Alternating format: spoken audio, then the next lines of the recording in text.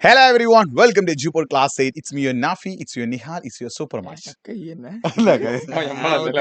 അപ്പോൾ മക്കളെ നിങ്ങൾ ചെയ്യേണ്ട പരിപാടി എന്താ വെച്ചാൽ നമ്മുടെ SCERT ഒരു മോഡൽ ക്വസ്റ്റ്യൻ പേപ്പർ നിങ്ങളുടെ ഗവൺമെന്റ് വെബ്സൈറ്റിൽ പ്രസിദ്ധീകരിച്ചിട്ടുണ്ട്. അപ്പോൾ ആ ക്വസ്റ്റ്യൻ പേപ്പർ അനുസരിച്ച് ഈ ഒരു മോഡലിലായിരിക്കും എന്ത് ചെയ്യുക നിങ്ങൾക്ക് എക്സാമിന് ക്വസ്റ്റ്യൻ ചോദിക്കും. ഇതുവരെ കഴിഞ്ഞ എക്സാം വെച്ച് നോക്കിയപ്പോൾ ഏകദേശം ഇതിൽ നിന്നൊക്കെ തന്നെ ക്വസ്റ്റ്യൻസ് ടൈപ്പിലാണ് ചോദ്യങ്ങൾ വരുന്നത്. ഇതേ ടൈപ്പ് ഇതേ മോഡൽ ചോദിക്കുക. അപ്പോൾ നമ്മളത് ഡിസ്കസ് ചെയ്യണം. വിത്ത് ആൻസേഴ്സ് നമ്മൾ ഡിസ്കസ് ചെയ്യാണ്. മാക്സിമം മനസ്സിലേക്ക് വീഡിയോ ലിങ്ക് അയച്ചു കൊടുക്കുക, വീഡിയോ ഒന്ന് ലൈക്ക് ചെയ്യുക. പിന്നെ നമ്മുടെ ഇൻസ്റ്റാഗ്രാം ആയിട്ട് ഫോളോ ചെയ്ത് വെച്ചാൽ നിങ്ങൾക്ക് ആവശ്യമുള്ള കാര്യങ്ങൾ ഇതിലുണ്ടാവും. nafi.ejupod ഉണ്ട്, നിഹാൽ സാർ ഉണ്ട്, സൂപ്പർമാഷിന് 3 ഉണ്ട് എന്നുള്ള കാര്യം പ്രത്യേകം ഓർമ്മിക്കുക. ഓക്കെ, അപ്പോൾ മക്കളെ ഫസ്റ്റ് ക്വസ്റ്റ്യൻ സാധാരണ നമുക്ക് വൺ വേർഡൊക്കെയാണ് വരില്ലേ, പക്ഷേ ഇപ്രാവശ്യം വൺ വേർഡ് മാറിയിട്ട് നേരെ നമുക്ക് എന്ത് ചെയ്യാണ്, ജസ്റ്റ് മനസ്സിലാക്കിയിട്ട് മാത്രമാണ് ക്വസ്റ്റ്യൻസ് ചെയ്താൽ പറ്റുക. ഇപ്പോൾ നമുക്കറിയാം ഫസ്റ്റ് ചാപ്റ്ററിൽ തന്നെ നമ്മളിവിടെ കുറേ യൂറോപ്യൻസ് വന്ന കാര്യങ്ങളാണ് ഫസ്റ്റ് ചാപ്റ്ററിൽ പറയുന്നത്. ആ യൂറോപ്യൻസ് ഓരോരുത്തരും ആരതിന് ശേഷമാണ് വന്നത്, അത് കറക്റ്റായിട്ട് ഓർഡറിൽ നോക്കാന്നുള്ളതാണ്. അപ്പോൾ ഇവിടെ നോക്കിയൊക്കെ അതിന് വേണ്ടിയിട്ട് നിങ്ങൾ എന്ത് ചെയ്താൽ, ഞാൻ ഫുള്ള് വായിക്കുന്നില്ല, പക്ഷേ ഞാൻ പറഞ്ഞില്ല ഈ ഒരു കോഡ് അങ്ങോട്ട് അലച്ചമേ, പോഡാ ബീഫ്. ആ പി ആണ് ആര് വരുന്നത്, ആദ്യമായിട്ട് വരുന്നത് 1498 വന്ന വാസ്കോഡഗാമ, അറിയാലോ, അതാണ് പോർച്ചുഗീസ്. ഡി എന്താണ്, ഡച്ച്. ബി എന്താണ്, ബ്രിട്ടീഷ്. അപ്പോൾ നിങ്ങൾ ഇവിടെ ഇംഗ്ലീഷ് കാണിക്കും, അതിനാണ് ഈ ബ്രിട്ടീഷ് എന്ന് ഉദ്ദേശിക്കുന്നത്. പിന്നെ എഫ് എന്താണ്, ഫ്രഞ്ച്. അപ്പോൾ ഇതാണ് കറക്റ്റ്. അപ്പോൾ ഇതിൽ ഏതാണ് കറക്റ്റ് ആൻസർ? ഓപ്ഷൻ എ ആണ് കറക്റ്റ് ആൻസർ. അപ്പോൾ പോഡാ ബീഫ്, Portuguese, Dutch, British, French. Okay, ഇനി നെക്സ്റ്റ് ക്വസ്റ്റ്യൻ നമ്മുടെ ഭൂഭ്രമണത്തിനെ പറ്റിയാണ്. അതെ, ഭൂമിയിലെ രാത്രിയും പകലെയും വേർതിരിക്കുന്ന സാങ്കല്പിക രീതിയാണ് പ്രകാശവൃത്തം. നമുക്കറിയാം എന്താണ്, അതായത് നമുക്കറിയാം എന്താ ഈ സർക്കിൾ ഓഫ് ഇല്ലൂമിനൻസ് ഇല്ല, നമുക്കറിയാം എന്താണ് സർക്കിൾ ഓഫ് ഇല്ലൂമിനൻസ് ഉണ്ടല്ലോ, അതാണ് എന്ത് നമ്മുടെ പ്രകാശവൃത്തം എന്ന് പറയുന്നത്. അപ്പോൾ അതാണ് പ്രസ്താവന എന്താണ്, the eclipse is imaginary line along which day and night separate on the earth. അതായത് ഭൂമിയിൽ രാത്രിയും പകലെയും വേർതിരിക്കുന്ന സാങ്കല്പിക രേഖയാണ് എന്ത്, പ്രകാശവൃത്തം, സർക്കിൾ ഓഫ് ഇല്ലൂമിനേഷൻ. അടുത്ത ക്വസ്റ്റ്യൻ, അതിന്റെ സ്റ്റേറ്റ്മെന്റ് 2 എന്താ, the earth is in a fixed orbit around sun which are the following in the correct statement. അല്ലേ, ഭൂമിയെ നിശ്ചിത ഭ്രമണപഥത്തിൽ സൂര്യൻ ചുറ്റും പ്രദക്ഷിണം വയ്ക്കുന്നു, അതാണ് പരിക്രമണം എന്ന് പറയുന്നത്. അപ്പോൾ ഇത് ചോദിച്ചാൽ ഇത് ഏതൊക്കെ സ്റ്റേറ്റ്മെന്റ് ആണ് കറക്റ്റ്. ഇത് സ്റ്റേറ്റ്മെന്റ് 1 and 2 എന്താണ് കറക്റ്റ് ആണ്, പ്രസ്താവന 1, 2 എന്നാണ് ശരിയാണ്. കാരണം രാത്രിയും പകലിനെയും വേർതിരിക്കുന്ന ഒരു ലൈൻ ഉണ്ട്, ഇങ്ങനത്തെ ലൈൻ ഉണ്ട്, അതിന് വിളിക്കുന്ന പേരാണ് എന്ത്, സർക്കിൾ ഓഫ് ഇല്ലൂമിനേഷൻ അഥവാ പ്രകാശവൃത്തം എന്ന് പറയുന്നത്. പിന്നെ ഒരു ഫിക്സഡ് ഓർബിറ്റിൽ ഇങ്ങനെ എന്ത് ചെയ്യുന്നുണ്ട്, ഭൂമി ആർക്ക് ചുറ്റും കറങ്ങുന്നുണ്ട്, സൂര്യന് ചുറ്റും കറങ്ങുന്നുണ്ട്. ഇനി ഒരു ആര്യ സമാജം വരും. മക്കളെ, ഇനി മാസ്റ്റർ ഫോളോയിങ് ചോദ്യമാണ്. മാസ്റ്റർ ഫോളോയിങ് നമ്മൾ ആ ടോപ്പിക് എടുത്തൊക്കെ നമ്മൾ പറഞ്ഞു, സോഷ്യൽ റിഫോമേഴ്സ്, ആക്ടിവിസ്റ്റ്, സാമൂഹ്യ പരിഷ്കർത്താക്കൾ നിർബന്ധമായും ചോദ്യങ്ങൾ ചോദിക്കട്ടെ, അതുപോലെ കൃത്യമായി. പക്ഷേ ഇതിന്റെ പ്രശ്നം തന്നെ മക്കളെ, പണ്ട് ഈ മാസ്റ്റർ ഫോളോയിങ് ചോദ്യം 4 മാർക്കാണ് നിങ്ങൾ കിട്ടിയെങ്കിൽ, പക്ഷേ 1 മാർക്ക് ഇത്തവണ തരുള്ളൂ. അപ്പോൾ അത് കൃത്യമായി നിങ്ങൾ എഴുതും വേണം, പക്ഷേ 1 മാർക്ക് അവർ തരുള്ളൂ. ഓക്കെ, ആര്യ സമാജമാരാ, ആര്യ എന്ന് കേട്ട നമുക്കറിയാം ഇവിടെ ആരുണ്ടായിരിക്കും, സരസ്വതി ഉണ്ടായിരിക്കും അല്ലെ, സരസ്വതി ഇവിടെ ഉണ്ട്. അപ്പോൾ ആര്യ സമാജം ഏതാണ്, സ്വാമി ദയാനന്ദ സരസ്വതി ആണ്. സെൽഫ് റെസ്പെക്ട് എന്താണ്, സ്വാഭിമാന പ്രസ്ഥാനം അല്ലെ, സ്വാഭിമാന പ്രസ്ഥാനം. ആരാ സ്വാഭിമാന പ്രസ്ഥാനം? EV രാമസ്വാമി നായിക്കരാണ്. അതുപോലെ സാധുജന പരിപാലന സംഘമാണ് അയ്യൻകാളിയാണ് അല്ലെ, സാധുജന പരിപാലന സംഘം അയ്യൻകാളി. ഓക്കെ, ഈ രീതിയിൽ നിങ്ങൾ കൃത്യമായി. അപ്പോൾ ഏതൊക്കെയാടാ, 3 അതുപോലെ തന്നെ എന്താണ് 3 പിന്നെ 1 2 3 1 2 ഓപ്ഷൻ എ ആണ് കറക്റ്റ് ആൻസർ. കണ്ടോ, ഈ രീതിയിൽ ഇത് മാർക്ക് ചെയ്യുമ്പോൾ 1 മാർക്ക് ആകെ തരുള്ളൂ. അപ്പോൾ ഈ രീതിയിലായിരിക്കും ചോദ്യങ്ങൾ ചോദിക്കുക, മനസ്സിലാക്കുക. ഞാൻ വീണ്ടും ഉണ്ടോ, choose the right appropriate ones to period A to. അപ്പോൾ വീണ്ടും ഒരു മാസ്റ്റർ ഫോളോയിങ് ഉണ്ട്. ഇതും എന്തുമായി ബന്ധപ്പെട്ട നമ്മുടെ ചാപ്റ്ററിലെ മിതവാദികളും തീവ്രവാദികളും എന്ന ടോപ്പിക് ഉണ്ടല്ലോ, അതിലാണ് എക്സ്ട്രീമിസ്റ്റും. അതുപോലെ എന്താണ് അതിൽ എക്സ്ട്രീമിസ്റ്റ് ആണോ, ബാലഗംഗാധര തിലക്, ബിപിൻ ചന്ദ്രപാൽ, ലാലാ ലജ്പത് റായ്, അത് ശരിയാണ്.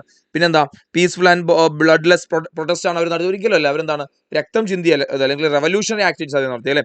Behaviour practice such as self determination and boycott of adopted അല്ലെ, ഫിറോസ് ഷാ മേത്ത അവരൊന്നല്ല. അപ്പോൾ ഇതാണ് 1 2 3 കറക്റ്റ് ആൻസർ. 1 3 ഏതാടാ, 1 3 എന്ന് പറഞ്ഞാൽ ഓപ്ഷൻ ഡി ആണ് അതിന്റെ കറക്റ്റ് ആൻസർ. റെഡി, അതിന്റെ മലയാളമാണിത്, കറക്റ്റ് 1 3 കറക്റ്റ് ആൻസർ. ഓക്കെ, ഇനി അടുത്തത് ക്വസ്റ്റ്യൻ ശ്രദ്ധിക്കുന്നത്, ഈ ക്വസ്റ്റ്യൻ ശ്രദ്ധിക്കണം നിങ്ങൾ. അതായത് 2 മുതൽ 5 വരെ അല്ലെ, 2 മാർക്കാണ് ഓരോ ചോദ്യത്തിനും ഉണ്ടാവുക. അതുപോലെ തന്നെ 5 മുതൽ 7 വരെയാണ് ആൻസർ ചെയ്താൽ മതി.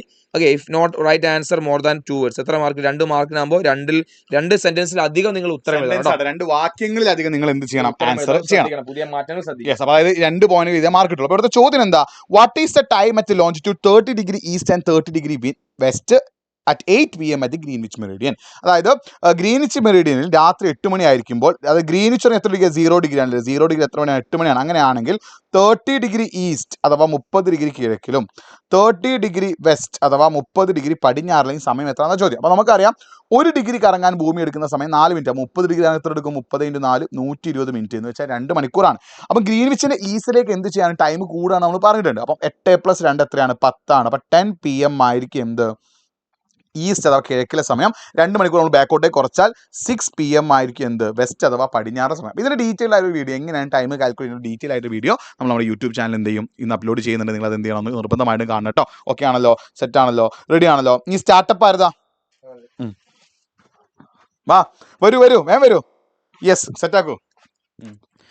ഓക്കെ, അതായത് പുതുതായി സ്റ്റാർട്ടപ്പ് തുടങ്ങിയ ഒരു വ്യക്തി എന്ത് ചെയ്യുന്നുണ്ട്, നമുക്ക് രണ്ട് രീതിയിലൊരു സംഭവങ്ങൾ തുടങ്ങാം. അതായത് എന്ത് കമ്പനി തുടങ്ങുമ്പോൾ നമ്മൾ രണ്ട് രീതിയിൽ, ഒന്ന് തൊഴിലാളികളെ കൂടുതൽ കൂട്ടിയിട്ട് എന്ത് ചെയ്യുക, ക്യാപിറ്റൽസ് അതായത് മെഷീനറീസ് ഒക്കെ കുറയ്ക്കാം. നമുക്കൊരു പിക്ചർ തന്നിട്ടില്ല മക്കളെ, നമ്മളെ ടെക്സ്റ്റ് ബുക്കിൽ ഒരു പത്തിരി ഉണ്ടാക്കുന്ന ചപ്പാത്തി കമ്പനി പോലെ. ആ ചപ്പാത്തി കമ്പനിയിൽ എന്താ രണ്ട് പിക്ചറാണെന്ന്, ഒന്ന് ഒരുപാട് തൊഴിലാളികൾ ഇങ്ങനെ നിന്നിട്ട് ചപ്പാത്തി ഉണ്ടാക്കുന്നതും, എന്നാൽ തൊഴിലാളികൾ തീരെ ഇല്ലാതെ ചപ്പാത്തി ഉണ്ടാക്കുന്നത് മെഷീനറീസ്. അപ്പോൾ ഇവിടെ എന്താണ്, ഇവിടെ തൊഴിലാളികൾക്ക് പകരം എന്താണ് ഉപയോഗിച്ചത്, യന്ത്രോപകരണങ്ങളാണ്. അതെന്താണ് യന്ത്രോപകരണങ്ങൾ എന്ന് ഉദ്ദേശിക്കുന്നത്, ക്യാപിറ്റൽ. അപ്പോൾ ക്യാപിറ്റൽ ടെക്നിക്കാണ് ഉദ്ദേശിക്കുന്നത്. അതായത് മൂലധന പ്രോസസ്സാണ് എന്ത് ചെയ്യുന്നത് ഇവിടെ ഉദ്ദേശിച്ചത്. അതിൻ്റെ സവിശേഷത എന്താണ്, ഒന്ന് പ്രൊഡക്ഷൻ കൂടും, സമയം കുറച്ച് പോരെ, സമയം കുറച്ച് മതി. ഇപ്പോൾ നമ്മൾ 4 ആൾ പത്തിരി ഉണ്ടാക്കുന്നതും മെഷീൻ കൊണ്ട് പത്തിരി ഉണ്ടാക്കുന്നത് എളുപ്പപ്പണിയാണ്. അപ്പോൾ അവിടെ ഉണ്ടായിരിക്കും, പക്ഷേ പൊല്യൂഷൻ ഉണ്ടായിരിക്കും. ഇപ്പോൾ മെഷീനറീസ് ഒക്കെ ഉപയോഗിക്കുമ്പോൾ ഒരുപാട് പൊല്യൂഷൻസ് ഉണ്ടാവാൻ സാധ്യതയുണ്ട്, പക്ഷേ പ്രൊഡക്ടിവിറ്റി കൂടും. അങ്ങനത്തെ കുറേ കാര്യങ്ങൾ നോക്കാം. അപ്പോൾ രണ്ട് രീതിയിലുണ്ട്, ഒന്ന് തൊഴിലാളികളെ കൂട്ടിയ ഒരു സിസ്റ്റം ഉണ്ട്, ഒന്ന് ക്യാപിറ്റൽ മൂലധനം കൂട്ടിയ ഒരു സിസ്റ്റം ഉണ്ട്. ഇത് രണ്ടും എന്ത് ചെയ്യണം നോക്കി വെക്കേണ്ട, എന്തായാലും എക്സാമിന് ചോദിക്കുന്നതാണ്. പിന്നെ അടുത്ത് നോക്കേണ്ട ഫണ്ടമെന്റൽ റൈറ്റ്സ് ആണ്. ഫണ്ടമെന്റൽ റൈറ്റ്സിന്റെ കാര്യം, അവകാശങ്ങളെ പറ്റിയാണ് ഫണ്ടമെന്റൽ റൈറ്റ്സിനെ പറ്റി പഠിക്കാൻ വേണ്ടി പോകുന്നത്. ഫണ്ടമെന്റൽ റൈറ്റ്സ് എന്താണ്, പിന്നെ നമുക്കറിയാം ഫണ്ടമെന്റൽ റൈറ്റ്സ് എന്താണ്, മൗലിക അവകാശങ്ങളിലെ what are the fundamental rights, in which part of Indian constitution are fundamental right include, അല്ലെ? വാട്ട് ആർ മൗലിക അവകാശങ്ങൾ, വാട്ട് ആർ ആണ്, വാട്ട് ഈസ് അല്ല, എന്തെല്ലാമാണ് മൗലിക അവകാശങ്ങൾ ചോദിച്ചല്ലേ. What are the fundamental rights, എന്താണ് മൗലിക അവകാശങ്ങൾ എന്ന് പറഞ്ഞാൽ നമ്മുടെ ഓരോരുത്തരുടെയും എന്താണ്, പിന്നെ ഡിഗ്നിറ്റി, നമ്മുടെ എന്താണ് അന്തസ്സുറ്റതായ രീതിയിൽ സമൂഹത്തിൽ ജീവിക്കാൻ നമുക്ക് ഓരോരുത്തർക്കും അടിസ്ഥാനപരമായി കിട്ടിയിരിക്കേണ്ട അവകാശങ്ങൾ വിളിക്കുന്നവരാണ് എന്ത്, മൗലിക അവകാശങ്ങൾ. എവിടെ ഇത് പരാമർശിക്കുന്നത്, പാർട്ട് 3 മൗലിക അവകാശം പരാമർശിക്കുന്നത്. പാർട്ട് 3 നമ്മുടെ 5ാമത്തെ ചാപ്റ്റർ ആണ്. അവിടെ ചോദ്യങ്ങൾ ചോദിക്കും, കൃത്യമായി പഠിച്ചു വെക്കാം. ഇനി നോക്കി നിങ്ങൾ ഭിന്നിപ്പിച്ച് ഭരിക്കുക എന്നത് നയത്തിന്റെ ഒരു ഉദാഹരണമാണ്. മിന്റോ മോറിയുടെ പരിഷ്കാരം ഈ പ്രസ്താവനയെ സാധൂകരിക്കുക, അല്ലെ? ഭിന്നിപ്പിച്ച് ഭരിക്കുക, ഇത് എന്താണ് ഉദ്ദേശിക്കുന്നത്, നമുക്കറിയാം നമ്മുടെ പിന്നെ മിതവാദികളും തീവ്രവാദികളും രണ്ടായ സമയത്ത്, അതായത് കോൺഗ്രസ് പാർട്ടി പിളർന്ന് എക്സ്ട്രീമിസ്റ്റും അതുപോലെ തന്നെ മോഡറേറ്റുമായ സമയത്ത് എക്സ്ട്രീമിസ്റ്റുകളെ പലപ്പോഴും എന്ത് ചെയ്തില്ല, നയങ്ങളെയോ കാര്യങ്ങളോ ആരും ഉൾക്കൊള്ളാൻ തയ്യാറായിരുന്നില്ല.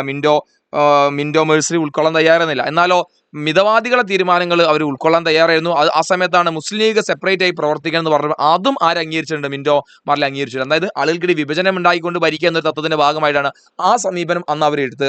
ആ ഭാഗം കൃത്യമായി നിങ്ങളൊന്ന് നോട്ട് ചെയ്ത് നോക്കുക. ഓക്കെ, ഇനി അടുത്ത് നോക്കൂ, വീണ്ടും 3 മാർക്കിന്റെ ചോദ്യമാണ്. അതുപോലെ ഇതിൽ ചോയ്സ് ക്വസ്റ്റ്യൻ, നിങ്ങൾ write answer only for one of the question with choice ഉള്ള ക്വസ്റ്റ്യൻ ഒന്ന് മാത്രം എഴുതിയാൽ മതി. ഓക്കെ, മൗലിക അവകാശങ്ങൾ ഏറ്റവും പ്രധാനമറിയുന്ന ഭരണഘടനാ പരിഹാരങ്ങളുടെ അവകാശമാണ്. എന്തുകൊണ്ട്? എത്ര മാർക്കാണ് മക്കളെ? 3 മാർക്കിന് ചോദ്യമാണ്. The most important fundamental right to constitution remedies article 32 പ്രകാരമുള്ള ഭരണഘടനാപര പ്രതിവിധി. എന്താണ് അതിന്റെ പ്രത്യേകത? നമ്മുടെ ഡോക്ടർ BR അംബേദ്കർ അതിനെപ്പറ്റി എന്താ പറയുന്നത്, heart and soul of Indian constitution, Indian ഭരണഘടനയിലെ ഹൃദയവും ആത്മാവും, അല്ല? എന്താ അങ്ങനെ പറയാൻ കാരണം? കാരണം അതാണ് ബാക്കി എല്ലാ മൗലികാവകാശങ്ങളും ഏതെങ്കിലും രീതിയിൽ നമുക്ക് എവിടെയെങ്കിലും ലംഘിക്കപ്പെട്ടാൽ നമുക്ക് കോടതിയിൽ പോകാനും ആർട്ടിക്കിൾ 32 പ്രകാരം നമുക്ക് എന്ത് ചെയ്യാം, കോടതിയിൽ പോകാൻ അവകാശമുണ്ട്. ആർട്ടിക്കിൾ 226 പ്രകാരം നമുക്ക് എവിടെയും പോകാം, സുപ്രീം കോടതിയിൽ പോയി നമുക്ക് എന്ത് പിന്നെ റിട്ടുകൾ പുറപ്പെടുവിക്കാൻ അവകാശം നൽകുന്നില്ല. അപ്പോൾ അതുകൊണ്ടാണ് അതിന് ഏറ്റവും ഇമ്പോർട്ടൻ്റ് ആയ അധികാരം എന്ന് പറയാൻ കാരണം. ഓക്കെ, ഇനി അടുത്ത economic system adopt by India after independence. What are the categories of this economic system? Okay, economic system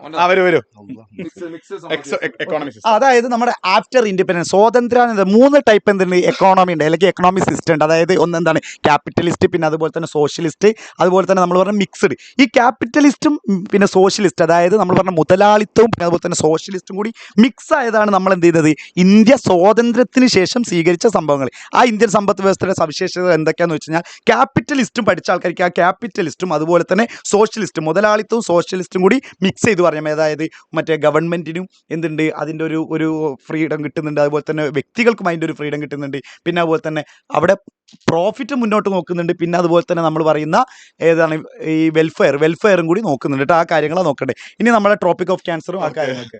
അപ്പോൾ observe the picture below. What does it refer to? Write the features of the day. ചൂടെ നോക്കി ചിത്രം നിരീക്ഷിക്കുക. ഏത് അയന ദിനമാണ്? അപ്പോൾ നമുക്കറിയാം tropic of ക്യാൻസറിന്റെ മോള് വരാണ്. അത് ഏത് ദിവസമാണ്? സമ്മർ സോൾസ്റ്റേസ് അഥവാ ഗ്രീഷ്മ അയന ദിനമാണ്. ഓർത്തു വെച്ചോ, എന്താണ് സമ്മർ സോൾസ്റ്റേസ് അഥവാ ഗ്രീഷ്മ അയന ദിനമാണ്. ഈ ദിവസം പ്രത്യേകം എന്താ? നോർത്തേൺ ഹെമിസ്ഫിയർ അഥവാ ഉത്തരാർദ്ധ ഗോളത്തിൽ എന്തായിരിക്കും? ഡേ അഥവാ പകല് കൂടുതലായിരിക്കും, നൈറ്റ് അഥവാ രാത്രി കുറവായിരിക്കും. സദേൺ ഹെമിസ്ഫിയർ അഥവാ ദക്ഷിണാർദ്ധ ഗോളത്തിൽ എന്തായിരിക്കും? ഡേ കുറവായിരിക്കും, എന്ത് കൂടുതലായിരിക്കും? നൈറ്റ് അഥവാ രാത്രി കൂടുതലായിരിക്കും. അപ്പോൾ ഇതാണ് എന്ത്? ഡേന്റെ പേര് സമ്മർ സോൾസ്റ്റേസ് അഥവാ ഗ്രീഷ്മ അയനാന്ത ദിനം. യെസ് സർ, മാപ്പ്.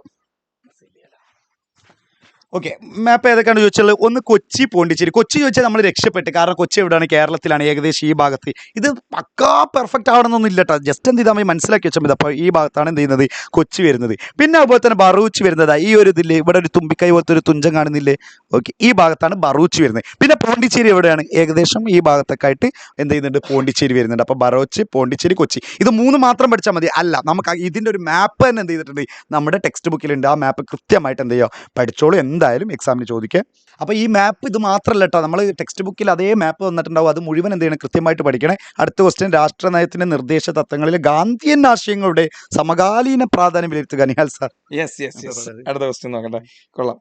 പിന്നെ നമ്മളെ ഗാന്ധിയൻ ഐഡിയാസ് നമുക്കറിയാം. പിന്നെ നമ്മുടെ എന്തിലടാ നിർദ്ദേശക തത്വങ്ങൾ, ഡയറക്റ്റീവ് പ്രിൻസിപ്പിൾ, ഒന്ന് സോഷ്യലിസ്റ്റ് പ്രിൻസിപ്പിൾ ഉണ്ട്, ഗാന്ധിയൻ പ്രിൻസിപ്പിൾ, ലിബറൽ പ്രിൻസിപ്പിൾ ഉണ്ട്. അതിൽ ഗാന്ധിയൻ പ്രിൻസിപ്പിൾ ഗാന്ധിജി പറഞ്ഞ ഒരുപാട് കാര്യം, ഗ്രാമസഭകൾ വിളിച്ചു ചേർക്കുക, അതുപോലെ തന്നെ എന്താണ് കോട്ടേജ് ഇൻഡസ്ട്രിക്ക് ഇമ്പോർട്ടൻസ് കൊടുക്കുക. അപ്പോൾ ശരിക്കും സമകാലീന രീതിയിൽ, അതായത് ഒരു രാജ്യം വെൽഫെയർ സ്റ്റേറ്റ് ആയി, ഒരു ക്ഷേമ രാഷ്ട്രമായി മാറണമെങ്കിൽ ഗാന്ധിയൻ പ്രിൻസിപ്പിൾസിന് വളരെയധികം പ്രാധാന്യമുണ്ട്. അപ്പോൾ നിങ്ങൾ അവിടെ എഴുതേണ്ട എന്താ, ഗാന്ധിയൻ പ്രിൻസിപ്പിൾസ് എന്തൊക്കെയാണോ പറഞ്ഞത് ജസ്റ്റ് അവിടെ എഴുതി വെക്കുക. എന്നത് എന്താ, സമകാലീന ലോകത്ത് വളരെയധികം ഇമ്പോർട്ടൻസ്, കാരണം രാജ്യത്തിന് ഒരു വെൽഫെയർ, ക്ഷേമ രാഷ്ട്രമായി ഒരു രാജ്യം മാറാൻ വളരെ ഹെൽപ്ഫുൾ ആണെന്ന് ഗാന്ധിജി പറഞ്ഞ ഗാന്ധിയൻ പ്രിൻസിപ്പിൾസ് നോട്ട് ചെയ്ത് വെക്കുക. റെഡി? ഇനി അടുത്ത ചോദ്യം, ക്വസ്റ്റ്യൻ 12 മുതൽ 13 വരെ. അടുത്ത സാറാണ് എൻഫീൽഡ് റൈഫിൾ 1857 റിവോൾട്ട്. അതായത് നമ്മൾ ഏറ്റവും ഇമ്പോർട്ടൻ്റ് ആണ്, ആ ചാപ്റ്റർ ഇതോടുകൂടിയാണ് അവസാനിക്കുന്നത്. അതായത് നമ്മുടെ എന്താ പറയുക, 1857 റിവോൾട്ട് എന്നൊക്കെ പറയുക, അതായത് ഒന്നാം സ്വാതന്ത്ര്യ സമരം എന്നൊക്കെ. അതിൻ്റെ റീസൺസ് എന്തായാലും പഠിച്ചു വെക്കണം, റീസൺസ് നിർബന്ധമാണ്. അതിലൊരു റീസൺസ് ആണ്. അപ്പോൾ ഇവിടെ ചോദിച്ചിട്ടുള്ള മതത്തിൻ്റെ കാര്യങ്ങളിൽ എന്തെങ്കിലും ഈ പ്രശ്നം ഉണ്ടായിരുന്നു. അതായത് മക്കളെ, ഇതിൻ്റെ ഉള്ളിലുള്ള ബുള്ളറ്റ് ഉണ്ടല്ലോ, തെരാന്നൊക്കെ പറയുന്ന നമ്മളുടെ റൈഫിൾസ്. അപ്പോൾ അത് എങ്ങനെയെന്ന് പറഞ്ഞാൽ അതിൻ്റെ പിഗിൻ്റെയും കൗവിൻ്റെ, അതായത് പശുവിൻ്റെയും പന്നിയുടെയും ഗ്രീസ് നെയ്യ് വരട്ടിയ ഒരു സംഭവമായിരുന്നു. അപ്പോൾ അതുകൊണ്ട് തന്നെ ഈ കൗ എന്ന് പറഞ്ഞാൽ എന്താണ്, ഹിന്ദുമത വിശ്വാസികൾക്ക് അതൊരു ഗോഡിന് തുല്യമാണ്. പക്ഷേ നേരെ പിഗ് എന്ന് പറഞ്ഞ മുസ്ലിം മതവിശ്വാസികൾക്ക് അതെന്താണ്, പ്രോഹിബിഷനാണ്, ഹറാം എന്നൊക്കെ പറയും, നിഷിദ്ധമാക്കപ്പെട്ടതെന്നൊക്കെ വേണമെങ്കിൽ പറയും. അപ്പോൾ അങ്ങനെയുള്ള കാര്യങ്ങളാകുമ്പോൾ ഇത് എന്താണ്, രണ്ട് കൂട്ടരും ഉപയോഗിക്കാൻ തയ്യാറല്ല. അങ്ങനെ ഇവരെ നിർബന്ധിച്ചുകൊണ്ട് ഇങ്ങനെ ഉപയോഗിപ്പിച്ചു, ഇത് ഉപയോഗിക്കുന്നൊക്കെ പറഞ്ഞു. അങ്ങനെ മംഗൾ പാണ്ഡെക്ക് ഇത് ചൂടായി. മംഗൾ പാണ്ഡെ എന്ന് പറഞ്ഞാൽ ഇന്ത്യൻ പട്ടാളക്കാരൻ. മംഗൾ പാണ്ഡെ എന്ത് ചെയ്തു, തൊട്ടടുത്തുള്ള ബ്രിട്ടീഷുകാരനെ അരയിൽ നിന്ന് തോക്കെടുത്തിട്ട് വെടിവെച്ചു. സ്വാഭാവികമായിട്ട് മംഗൾ പാണ്ഡെ എന്ത് ചെയ്തു, ഇവർ തൂക്കിക്കൊന്നു. ആദ്യ രക്തസാക്ഷി, ഇന്ത്യൻ സ്വാതന്ത്ര്യ സമരത്തിലെ ആദ്യ രക്തസാക്ഷിയാണ് മംഗൾ പാണ്ഡെ എന്ന് പറഞ്ഞത്. അവിടുന്നാണ് കലാപം അങ്ങോട്ട് സ്റ്റാർട്ട് ചെയ്യുന്നത്. ഓക്കെ, ബാക്കിയുള്ള റീസൺസും ചോദിക്കുന്നുണ്ട്. അതായത് സബ്സിഡിയറി അലയൻസ്, സൈനിക സഹായ വ്യവസ്ഥ ഉണ്ട്, ഡോക്ട്രിൻ ഓഫ് ലാബ്സ്, ദത്താവകാശ നിരോധന നിയമമുണ്ട്. പിന്നെ അതുപോലെ തന്നെ അവിടുത്തെ പട്ടാളക്കാരെന്ത് ചെയ്യുക, അവർക്ക് വേജസ് കൊടുത്തിട്ടില്ല, പിന്നെ വൃത്തിയില്ലാത്ത സ്ഥലത്തേക്കാണ് താമസം, ഇങ്ങനെയുള്ള കുറച്ച് കാര്യങ്ങളൊക്കെ നോക്കിയാൽ മതി. ഓക്കെ, ഇത്രയാണ് അല്ലേ? ഇന്ത്യക്കാർ ദേശീയ വാർത്ത. ഇനി നമ്മളെ ചോദ്യമാണ്, evaluate how much western education help the development nationalism among the Indians. ഇന്ത്യക്കാർക്കിടയിലെ വെസ്റ്റേൺ എഡ്യൂക്കേഷൻ, അതായത് ഇംഗ്ലീഷ് വിദ്യാഭ്യാസം, ബ്രിട്ടീഷുകാരുടെ സംസ്കാരവും ബ്രിട്ടീഷുകാരുടെ എന്താണ് ഒരു കൾച്ചറും ഡോമിനൻസ് ഒക്കെ ഇന്ത്യയിൽ കൊണ്ടുവരാൻ വേണ്ടിയിട്ടാണ് ബ്രിട്ടീഷുകാർ എന്ത് കൊണ്ടുവന്നത്, ഇംഗ്ലീഷ് എഡ്യൂക്കേഷൻ കൊണ്ടുവന്നത് അല്ലേ. പക്ഷേ ആ ഇംഗ്ലീഷ് എഡ്യൂക്കേഷൻ എങ്ങനെയാണ് നമുക്ക് ഹെൽപ്ഫുൾ ആയത്? കാരണം ഇന്ത്യയിലെ വിവിധ പ്രദേശത്തുള്ള ആളുകൾക്കിടയിലേക്ക് ഒരു കമ്മ്യൂണിക്കേഷൻ ലാംഗ്വേജ് ആയിട്ട് ഇംഗ്ലീഷ് മാറി. ഇപ്പോൾ ഡൽഹിയിൽ ഹിന്ദിക്കാരായിരിക്കും, ഡൽഹിയിൽ താമസിക്കുക, കേരളത്തിൽ മലയാളികളായിരിക്കും, ചിലപ്പോൾ നമുക്ക് ഹിന്ദി അറിയുള്ളൂ. എന്നാൽ ഇന്ത്യയിൽ ഒട്ടാകെ ബ്രിട്ടീഷുകാർ ഇംഗ്ലീഷ് എഡ്യൂക്കേഷൻ സ്പ്രെഡ് ചെയ്തുകൊണ്ട് അവർക്കിടയിൽ സംസാരിക്കാനും ഈ എഡ്യൂക്കേറ്റഡായ എന്താണ് ഇംഗ്ലീഷ് പാശ്ചാത്യ വിദ്യാഭ്യാസം നേടിയ ആളുകൾക്കിടയിൽ ഈ പറഞ്ഞ എന്താണ് ഡെമോക്രസി, ഇക്വാലിറ്റി, ഫ്രട്ടേണിറ്റി, ഇതിനെ പറ്റിയുള്ള വാല്യൂസും മൂല്യങ്ങളൊക്കെ അവർ അതിനെപ്പറ്റി മനസ്സിലാക്കാൻ തുടങ്ങി. അപ്പോൾ അവർക്ക് എന്ത് തോന്നി, ബ്രിട്ടീഷുകാരുടെ കടന്നുകയറ്റം എത്രയും പെട്ടെന്ന് നമുക്ക് എന്ത് ചെയ്യേണ്ടത്, നമുക്ക് പ്രൊട്ടസ്റ്റ് ചെയ്യേണ്ടത് എന്ന തോട്ടിൽ നിന്നാണ് ഒരു ദേശീയ മൂവ്മെന്റ് അല്ലെങ്കിൽ എന്താണ് ഒരു നാഷണലിസം ഉണ്ടാക്കിയെടുക്കുന്നത്, അവരെ ഹെൽപ്പ് ചെയ്ത്. ആ കാര്യം നോട്ട് ചെയ്ത് നോക്കാം. ഇനി നമുക്ക് എക്സ്പ്ലെയിൻ 2 ബേസിക് എക്കണോമിക് പ്രോബ്ലം, അടിസ്ഥാന സാമ്പത്തിക പ്രശ്നങ്ങൾ ഏതെങ്കിലും 2 വിശദീകരിക്കുക. ഒരു basic economic problems, what to produce, how to produce, whom to produce, അതിൽ ഏതെങ്കിലും 2 നിങ്ങൾ എന്ത് ചെയ്താൽ മതി, ആഡ് ചെയ്താൽ മതി. ഇനി മക്കളെ 5 മാർക്കിന് ഷുവർ ക്വസ്റ്റ്യൻ ആണ്, ഞാൻ എപ്പോഴും നിങ്ങളോട് പറയാറുണ്ട്.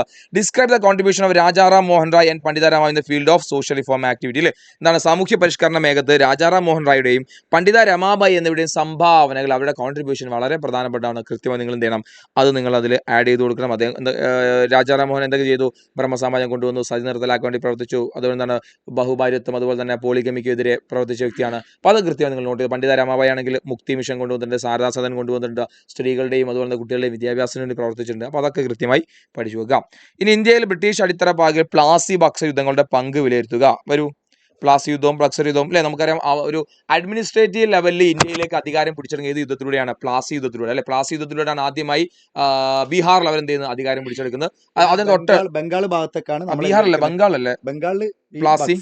ഇതൊക്കെ ബക്സാറിൽ കൂടുതൽ എന്താണ് ഈ മിർഖാസിം അങ്ങനത്തെ കുറച്ച് ആൾക്കാരൊക്കെ എന്ത് ചെയ്യാണ്, ഇവരെ ആധിപത്യം സ്ഥാപിക്കുന്നതാണ്. മെയിൻ ആയിട്ട് ഇന്ത്യയിൽ അടിത്തറയിട്ട യുദ്ധം പ്ലാസി യുദ്ധമാണ്, 1757. പിന്നെ പ്രാദേശിക സമയം ഗ്രീൻ സമയം എന്നീ വിഷയം നോക്കുക.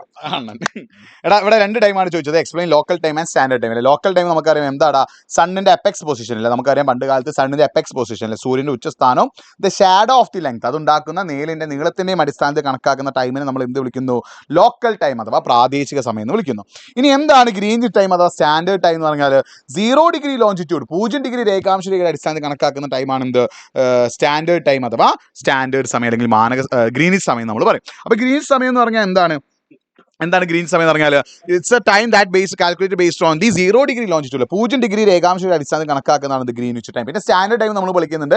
ഓരോ കൺട്രിക്ക് ഓരോ സ്റ്റാൻഡേർഡ് ടൈം ഉണ്ട്. അപ്പോൾ 3 ടൈം നിങ്ങൾ എന്ത് ചെയ്യണം? ഓർത്ത് വെക്കണം കേട്ടോ. മിക്കവാറും അത് തന്നെയായിരിക്കും 5 മാർക്കിന്റെ ഒരു എസ്സേ ചോദിക്കാൻ ചാൻസ് കേട്ടോ. അപ്പോൾ ഇത് വളരെ വളരെ ഇമ്പോർട്ടൻ്റ് ആണ്. മിക്കവാറും ഇത് എക്സാമിന് ചോദിക്കും. ഈ ടൈം നിങ്ങൾ എന്ത് ചെയ്യണം? പഠിച്ചു വെക്കണം. It's very very important. അപ്പോൾ ഇത്രയുമാണ് നമുക്ക് എന്ത് ചെയ്യാനുള്ളത് ഈ ചാപ്റ്ററിൽ മൊത്തം നോക്കാനുള്ളത്. അപ്പോൾ നിങ്ങൾ ശ്രദ്ധിക്കുക, ഇതൊരു സാമ്പിൾ ക്വസ്റ്റ്യൻ പേപ്പർ ആണ്. ഈ സാമ്പിൾ ക്വസ്റ്റ്യൻ പേപ്പർ ഇതേപോലെ തന്നെ എക്സാമിന് ചോദിക്കാൻ ചാൻസ് ഉണ്ട്. ചിലപ്പോൾ ഈ ഒരു മോഡലായിരിക്കും എന്തുണ്ടാവുക? ക്വസ്റ്റ്യൻസ് ഉണ്ടാവും. അപ്പോൾ ഇതിലെ ക്വസ്റ്റ്യൻസ് ഒന്നും ചോദിച്ചാന്ന് വരും. പക്ഷേ ഈ ഒരു മോഡൽ നിങ്ങൾ ഓർത്ത് വെക്കുക. അതായത് ഇവിടെ പ്രത്യേകിച്ച് പറയുന്നുണ്ട് 5 സ്കോർ വീതം ഒരെണ്ണത്തിൽ മാത്രം ഉത്തരങ്ങൾ വിശദീകരിച്ച് ചുരുങ്ങിയത് ഒരു 10 പോയിന്റ് വിശദീകരിച്ച് എഴുതിയാൽ മാത്രമേ നിങ്ങൾക്ക് എന്ത് കിട്ടുള്ളൂ?